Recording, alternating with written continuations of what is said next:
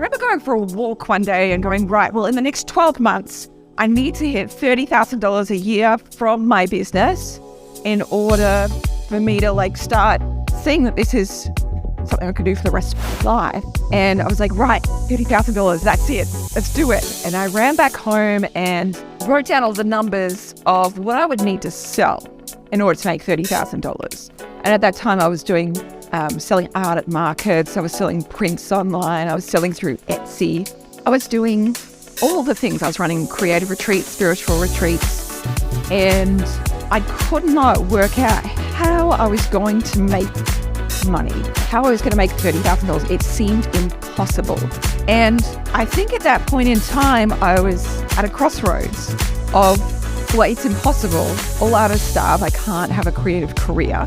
Or I could have chosen the path, and I'm very grateful because my brain said, just because I don't know what it is right now or how to do it doesn't mean that I won't get there. I just need to learn how to. There's other people who've been successful having creative careers and they've been able to make money. So they must just know something that I don't know yet, but I can learn that. So I committed myself to learning all the things about business and marketing. I figured I'd spend all this time leading up to then building my creative and my spiritual muscles. You know, like I'd gone to the gym every day on that front. But when it came to business, like my business muscles were flaccid. They had never been worked in their life. And so I needed to start going to business gym.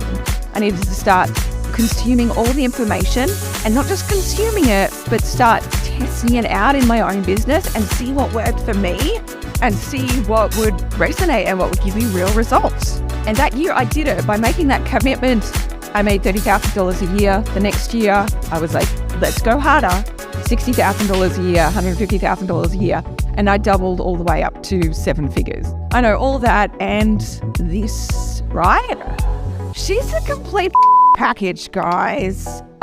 My biggest high has been about $2.8 million a year. And I've been earning on average 7 figures since 2014.